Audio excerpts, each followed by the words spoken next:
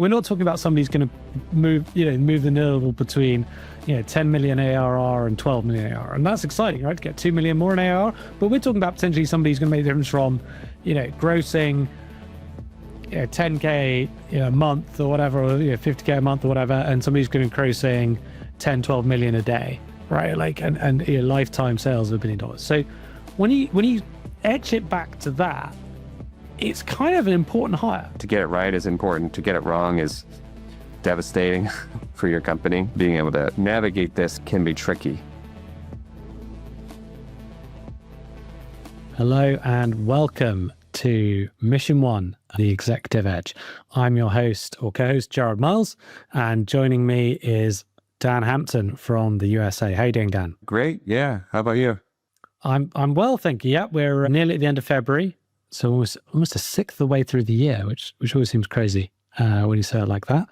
Time is flying. But the light is increasing, which is good. It's improving my mood. Nice. I don't like the light as much because it just gets all bright in here. Just work in a dark cave, Work in a dark cave. That sounds great leadership advice for anyone out there thinking about how do we motivate our employees. There was some study in a factory where they messed around with light levels and they thought that people were working better with better lighting. And then they realized it was just actually when you went in with the clipboards and like measured people, they worked better anyway. So they're like, oh, we keep increasing the lights and keep going out. People were like, oh, there's a guy with the clipboard. I better work harder. But they had a bit of a false positive on that one. Excellent. Today, Dan, we're going to be talking about a subject that we get asked a lot about by clients. As our listeners might know, we have a deep specialism, particularly in the sector of computer gaming, and do a lot of work, particularly in the world of mobile gaming. So this is a targeted episode where we want to talk about probably the number one expertise that we get often asked for within gaming, which is specifically around the product function within mobile games. So we thought we'd dedicate a special episode where we dive really deep on how to hire the very best product talent that you can within the world of mobile gaming. Dan, what are your thoughts on this kind of search when you hear about gaming company coming to say we need a product leader? What's your sort of initial reactions and thoughts? Excitement, right? Like it's a really fun search. I think there are just like some amazing world-class candidates out there in this space. This is a transformative, important, impactful hire as well. I think, it really will show up in kind of the overall business metrics, revenue standpoint.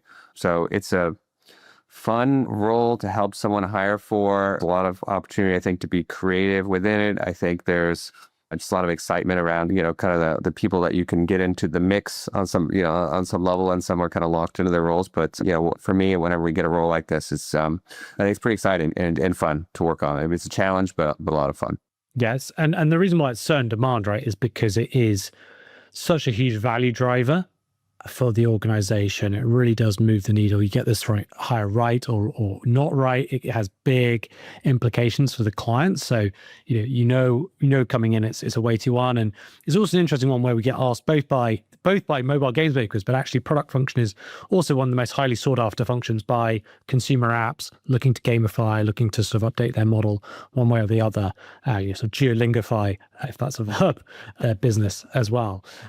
Great. Well, on this podcast, we're going to be covering just a bit of the history of the function, particularly if you're outside of gaming and you're looking to hire a product leader from within gaming. This will help you get some background.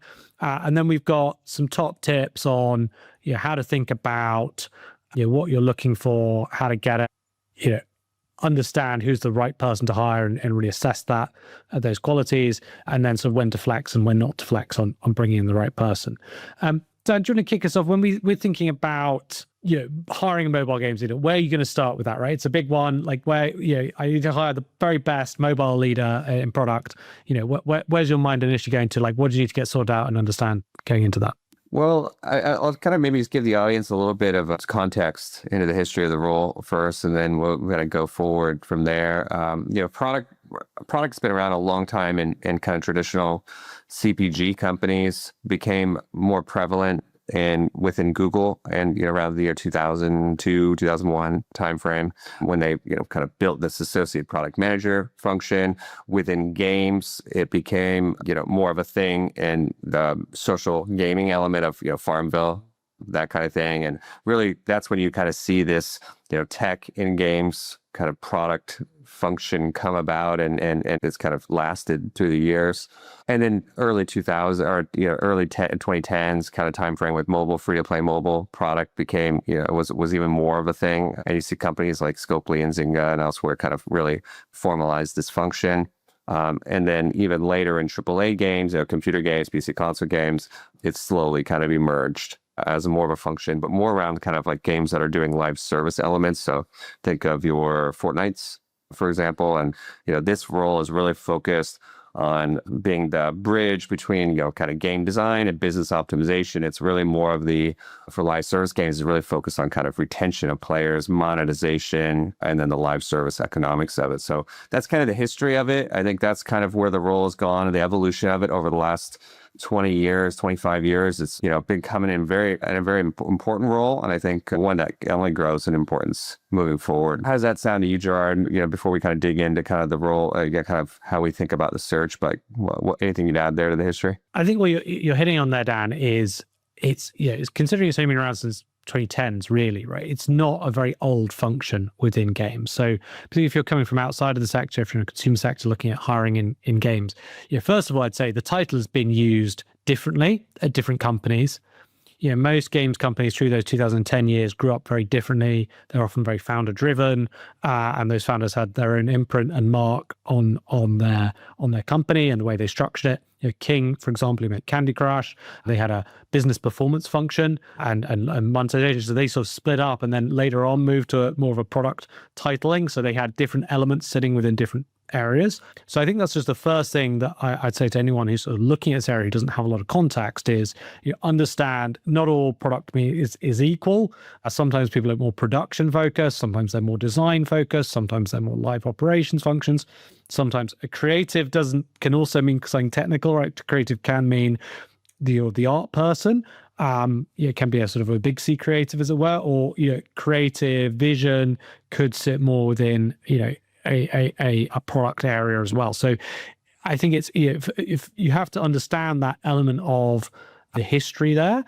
I think another part that's interesting for because Dan and I, we've both done a lot of tech, broader consumer tech hiring and enterprise tech hiring over the years. But there, whenever you're looking for product, you'd often say, particularly 5-10 years ago, so you want to go to North America, you want to go to West Coast North America because the talent density in broader tech on West Coast was extremely high, right? Like everyone wanted the person who did it for XYZ company, Uber or Airbnb or whoever it was, right? You want to go and get those people.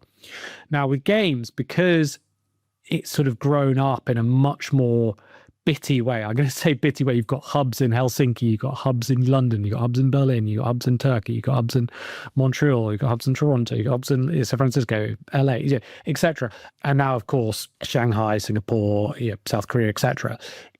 Because of that, the product function is much more diverse in terms of geographical location than it is for a lot of other tech functions where you're often looking much more narrowly at the top percentile being in the US. So that's also good. And I think for an advantage is, or again, it's sort of good to know where the hubs are for where you're looking, because there will be more cities that you might not have thought of that could be talent pools or interesting places to go on the hunt for. Well, I mean, not only within hubs, then you double click into that, and it's like, okay, well, what areas produce the best mid-core talent? What produces the best casual talent? Which like different mechanics of different games, right? And so you're thinking about kind of where can you find people that have worked at a certain level of scale, right? And you kind of really can see different places produce different flavors of the talent overall and different archetypes too, which is interesting. That's a great point, Dan. I mean, you could almost think about like vintages of wine, right, as well. You might say like, of this grape, that area is fantastic. And you look at another grape, you'd say, oh, I wouldn't touch that from the, like it might be quite a subtle nuance, right? But you'd say, I think we would say, for example, if you're looking for social casino talent, right? Like Israel, there's lots of great talent out there, and also the product leaders that come out of that, even if they're not in social media, they often have a similar sort of very data driven, very analytics strong monetization strong type viewpoint. Again, these are generalizations, but again, you sort of know, okay, well, there's going to be a higher density talent for this type of product leader. Again, I think West Coast, you get more of that as well. As you pointed out, the early 2010s, like German mid-core, hardcore, lots of games coming out from web over to mobile, right? There was a vintage there, not so much recently, no offense to any German mid-core product leaders out there. Yeah, get in touch. Let us know if you think you're making, the next big hit there. But there's different sort of vintages for when these products came out and where the talent was and who that was. And as specialists, Dan and I, we're drilling in really deep on that, down to like the individual names of people, and because of pick it out. But at a high level, if you're looking into this, it's good to think about, okay, well, where are the talent pools? And also updating your knowledge. I'd say, it's a young industry, but it's quite evolving. So I think still there can be, what is the scene of Helsinki talent now versus where it was 5 years ago is different, or 6-7 years ago. Again, those answers will update, or places are coming up, and it's no secret that Istanbul is incredibly rich in terms of like the talent pool there for product leaders. However, it's also incredibly inaccessible because actually very few of those people want to relocate out of there or go and like take, a different coin to go to say, the East Coast of America or Canada or whatever, right? Like they have a fantastic ecosystem, so they're very hard to pry out. So it's so that granularization and that sort of, Dan and I have talked about this before, where when you're in a search, you've also got to be doing that research as you're going and building up that knowledge picture and really making sure you're super sharp about, okay, where's the exact talent for what I want right now, and not like where it was 2 years ago, right? And understanding that. And look, I think you can think about it in different archetypes. Do you need a pre or post-launch product leader? Do you need someone who's more visionary? Do you need someone who's more of a monetization or live ops expert, someone who's operated a certain way? Or do you need someone who's more of a, kind of business manager, of the product as well? And then you go to different companies or different areas and that, or, certain cultures have different level of scale or team sizes or that kind of things at different companies too. I think, if you're thinking about, what you're looking for, having clarity, I think would be a top tip is, have clarity of what you're looking for. And then, maybe that's thinking about your archetypes that you need, or you're thinking about, okay, well, what are the key criteria that I'm solving for? And you cast a wide net around specific genres, specific scale, stage. Are you a startup? In that case, you might need someone from a startup. Are you, based in, Berlin, and you need someone that can cover your teams across Europe? Maybe you need somebody there as well, right? But thinking about, who might fit, and then layering in your archetypes and then layering in your criteria so someone can meet the challenges of tomorrow or today that you're solving for as well. I mean, what else would you add to that, Gerard, around kind of your key criteria, or how you're thinking about, gaining clarity around this hire? Yeah, it's great. I think it's a great tip is is sort of thinking about very carefully, okay, what are the parameters for my search here? And again, if you're an audience already in mobile gaming, you're going to have a lot of stronger instincts on where that is, but still you can be creative to thinking, okay, well, what is analogous, right? Because we try and keep it as broad as you can while still being relevant. And the reason we say keep it broader is because it's a very thin talent pool. Like the really top tier product leaders are worth their weight in gold. They are people who are courted and often probably could go and raise money themselves if they want. So a lot of them go on to be founders. They're taking money. They've got a lot of power in the market. So even though games has been a very quiet market in the last couple of years, post COVID, it's been a certainly a quieter market. It doesn't mean that fight for that top talent is any less fierce, or that these people are settling, because they are being kept by their employers or they're being courted by others who are offering them very best. So and often when you dive into it, I think a lot of hiring managers that we work with are quite conservative in terms of they want a track record of previous success or scale, right? They want to see leaders who have previously scaled something to, often our world is a 9-figure grossing game, right? Like that's often the sort of the golden bar. Have they either been early on a 9-figure grossing game, or they run it at legacy scale? That's what scale is. And when you really drill down the number of games that get to that scale in the last 10 years, and then you take out the teams who were driven by founders who are now billionaires, so they're not looking for jobs, and you take out the teams that were built out in geographies that you're probably not going to be able to attract in talent, so some teams in China, for example, it'd be very hard to relocate to Europe or North America. Once you strip all that out, you're left with actually a very few number of people. And you cut out the people who are very happy / found their own thing, retiring, whatever it is, right? It's a small number. So it can get thin quickly, and therefore sort of being creative or being sort of aware of, okay, well, where's some breakout successes, or it maybe if it's not the right level of scale, but maybe it's the right trajectory of growth.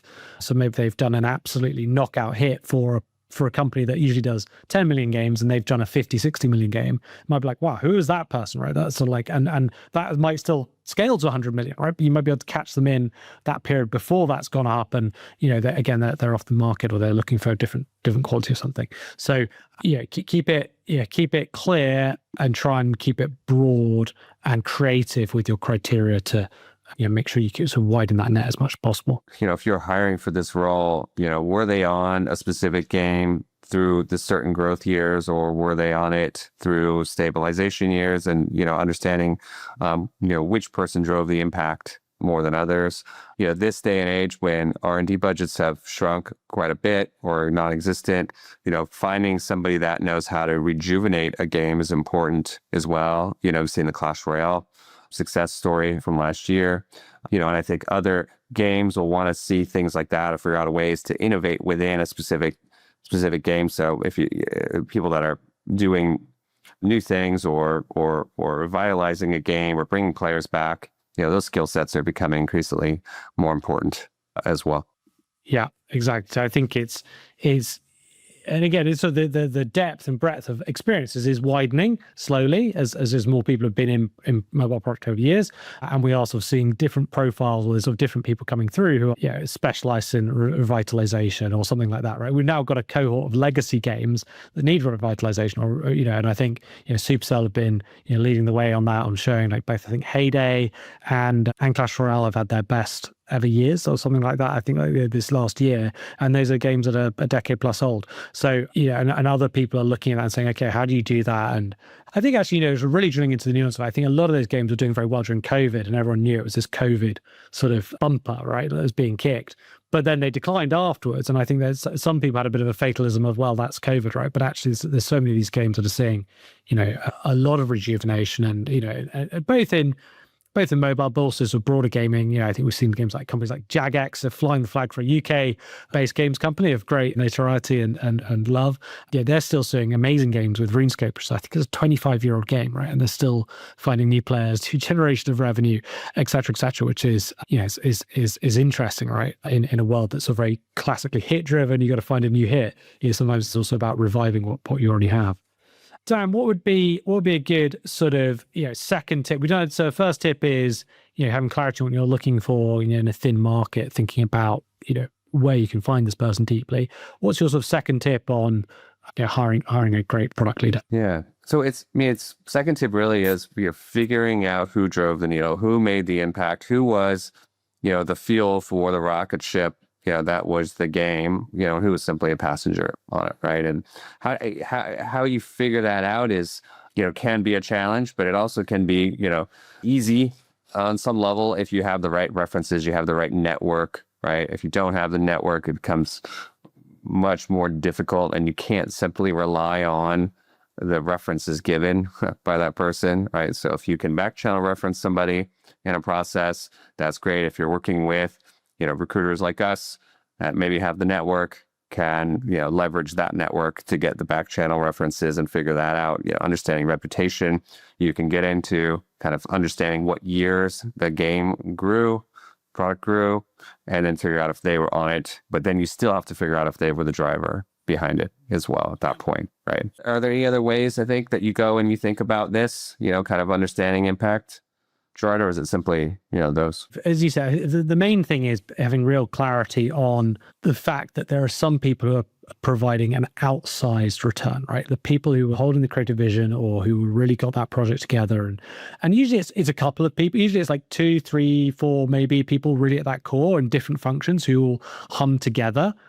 But they were all outsized movers of the needle, and sort of identifying that, which critical stage that happened and who drove it through. And we know we work with some of the biggest franchises on the planet, right? People who make the biggest franchises on the planet. And we know the way they talk about it, right? They'll say like, there was a core team who did X, Y, Z, and this is really what happened. And we hear that story over and over again, right? Like, these are the person who knows. And it's really interesting in referencing. Sometimes we'll reference someone and we'll say something like, oh, did they do this? And they'll say, well, no, it's really this person. Right. And that's the sort of the core, right? Like, because they were involved, they were around, they were in the room, but they weren't the person who was seen by that peer group in retrospect and in the company of saying like, no, these were the core talent. It wouldn't have happened if it weren't for these people. And that's often what you're really, I think you're really looking for. I think the other thing is, and again, this is a nuance point, because I suppose at one level that's an easier, it's probably a bit more of the sort of first level is like checking, okay, well, did they have this impact?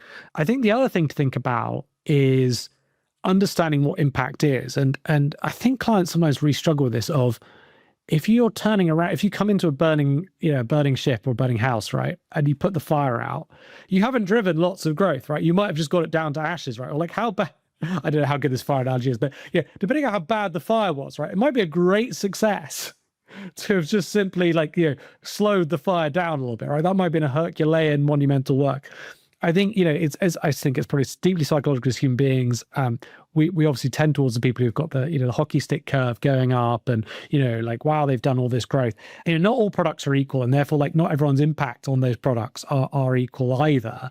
And you can, at a certain level, uncovering that the people who've done what you want at the scale and all the rest, right, like can be hard in itself. If you really want to get a nuance and get a level deeper, it might be that person who said dug into a really deep situation or a really difficult situation into a failing product and have managed to turn it from minus 20% year on year to flat, right? And that could be a really exciting story of, okay, well, they had to really understand the player deeply. They had to understand the monetization angle deeply. They had to work probably with some pretty tough constraints, right? It shows a lot of their character or their ability.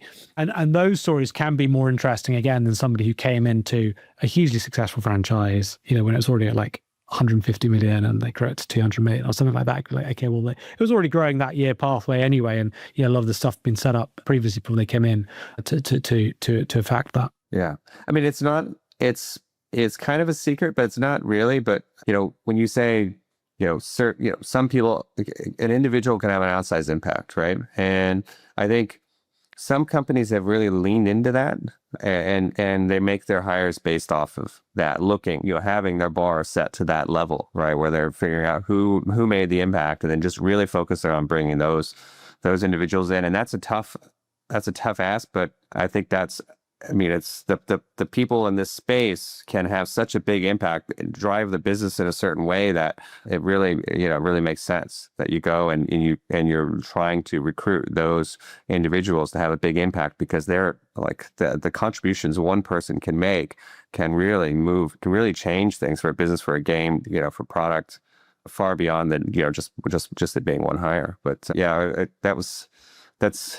not all companies, I think, have the luxury of being able to do that. But if you can go and you can attract that level of candidate, I think it really moves you much faster than your competitors. I agree. Keeping flexible within your criteria. We've thought about how to find those needle drivers. What else should people be thinking about as they're approaching this search? Yeah, I think you really have to think about kind of the people you can attract to the role, who's available. And in the perfect world, it's you have one, you're hiring a VP product, and it's maybe the team's already built and you're just really focused on this very specific gap. There are other cases where maybe that person doesn't exist perfectly for the role you're trying to fill, because there's a thin market for your genre or your scale or something different, or geography, as well as some companies are moving back to office. So you may not have the luxury of a perfect fit, Gerard. And in that case, how do you think about this hire? How do you think about this role? Do you just go and bring in the best athlete you can find? Do you switch, change it up on leveling? Like how do you think about kind of, maybe the puzzle piece you need just doesn't exist, but there's something close. Like where do you give? Where do you not give? How do you think about that point in the search? I think it's a case of art and science. Some of this is judgment, and some of this could be set more in rules.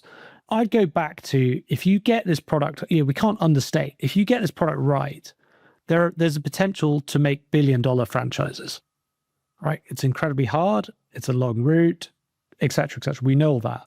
But that's the reward, right? We're not talking about somebody who's going to move the needle between 10 million ARR and 12 million ARR. And that's exciting, right? To get 2 million more in ARR. But we're talking about potentially somebody who's going to make the difference from, grossing 10K a month or whatever, or 50K a month or whatever, and somebody's going to be grossing 10, 12 million a day, right? Like, and lifetime sales of $1 billion. So when you etch it back to that, it's kind of an important hire, right? Like, it's really, really critical that you get this hire right. So to my mind, you should have that at the back of your mind when you're looking at candidates and thinking about fit. And you may be, as I said, you may judge it that, look, I've got the rest of this team right. I need to hire someone who fits, into this shaped hole that I've got for them. And they've got to be able to be happy that they're a strong creative person. They've got a GM who's got like a bit of a product idea, whatever it is, right? And you might say that has to be the right thing for the right team, and that's your judgment call. I think if you find someone, though, who's exceptional, right? If you're hiring somebody of Ronaldo, Messi, to use the football analogy, like of that level of hiring, that's an opportunity for the general manager, the hiring manager, CEO, whoever it is, to step back and say, could this person put us in, help us win the Champions League? And if, my current team is never going to win the Champions League, but like we could maybe get higher up our own table, that's not as good as the person who could win you the Champions League.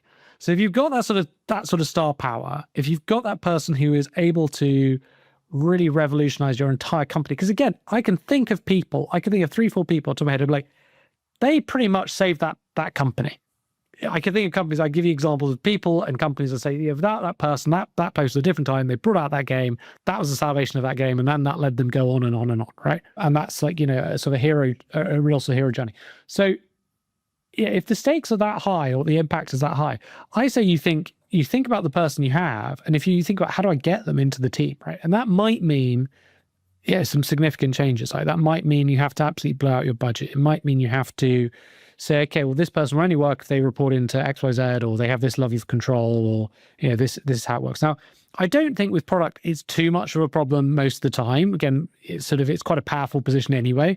I think you have to empower product, but sometimes we do see it with, some classic situations could be very large companies. It's actually very large, very small companies, probably at the extremities, right? Very large companies, you have a little bit more of a structure or a position where there's more cooks in the kitchen, or, maybe there's an external partner or something. There's just like, there's complexities that sort of they say, well, we can't do that, or it'll cross these people's toes, or we can't stretch the budget for this because we've got to fit it in our banding, et cetera, et cetera. Or actually, very small companies, so sometimes like as a CEO who's pretty involved in these decisions and they want to keep a hot control. So ironically, at the extremities, I think in the between, in the middle, mid-sized companies, this doesn't come up as much because it's a little bit clearer, or there's more sort of flags.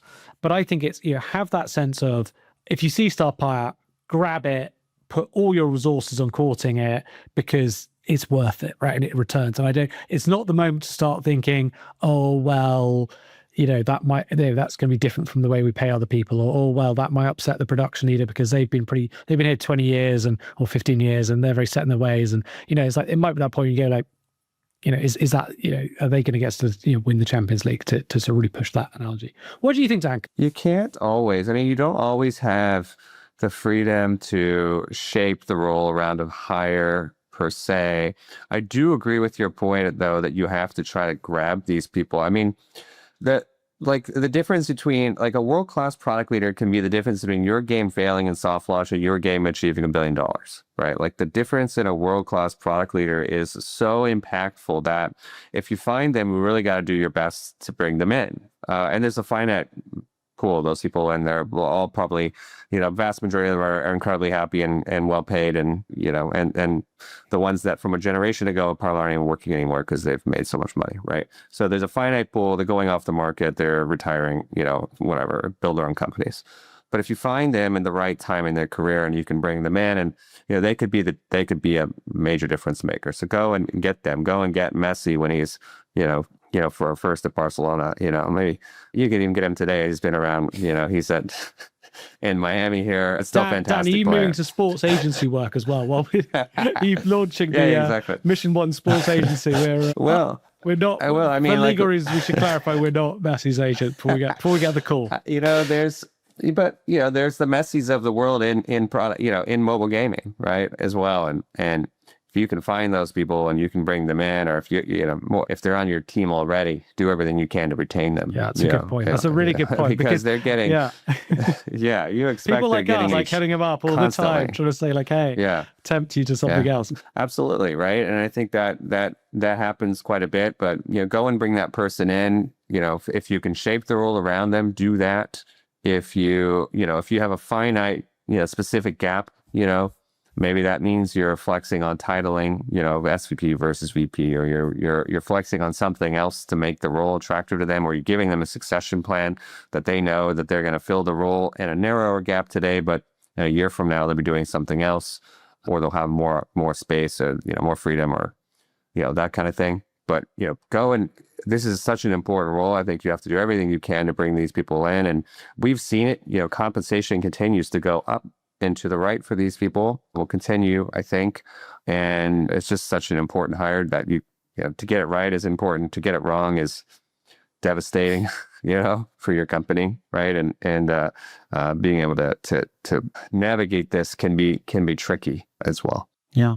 Well, Dan, I think this is a conversation we've spent years hiring these people and years looking at this. So there's a lot of depth, right, and a lot of nuances. As always in these podcasts, we're always trying to give that general overview that fits as many situations as possible, but it really is it's a narrow but very deep field here, right, of getting it right. So we hope as listeners, we hope you've found some wisdom here. Again, so depending on where you are on that scale, you might be already like down the deeper end of like really want to go more and more granular into like who these people are, etc. Or if you're at the higher end and coming into games from outside, you might be thinking, okay, well, how do I poach this talent? I don't know where to start. Let us know. Again, this is a subject we love to talk about. So particularly if you're thinking about this hiring, just want some advice, give us a call or drop us a line on LinkedIn or whatever it is. But I think this is a topic we might come back to as well, or look into nuanced as within if there's a lot of excitement for it. Yeah. And I just say one thing, if you're a candidate out there thinking about this and wondering, hey, why is it so hard for me to get a job? The market is thin and challenging, right? And there's great people out there, I think, looking for roles. And if you can't find a role right now, it doesn't mean you're not a great talent. It just means the roles don't exist as much. And we talk to people every day, every week, that are, trying to figure out their next move. And it's not indicative of kind of the talent level there. Just sometimes it's indicative of just the market is not as strong as it was in the pandemic days, but the roles are still coming. They're just slow. Yeah, I think that's a good point, Dan, because I think we should do a mirror episode actually on the candidate side of this, right, of like where the market is now for product hiring, or just generally across mobile games, because again, there's a few companies out there who are still investing in hiring, but a lot that are still sort of working through some deeper structural issues. I mean, the investment, the coherency around new game strategy or product strategy is not quite there. Exactly right. Yeah, absolutely. Well, thanks everybody for listening. Please, as Gerard likes to say, every episode, like and subscribe. Our producers want us to say that. Subscribe button. That's what that's what the kids say. Absolutely. And thanks for listening. If you have any comments, please let us know, or any other future episode topics you'd like us to cover, please let us know. Take care. Take care, everyone. That's another episode of Mission 1, The Executive Edge. If you found this valuable, hit subscribe and leave us a review. It helps other professionals discover the show. Have a question about executive hiring or want to share your own experience? Reach out on LinkedIn or visit mission1.io/podcast. We read everything, and your stories often inspire future episodes. The Executive Edge is brought to you by Mission 1, where we specialize in placing senior leaders at tech, entertainment, and AI companies. Learn more at mission1.io. Thanks for listening, and we hope to see you again soon on The Executive Edge.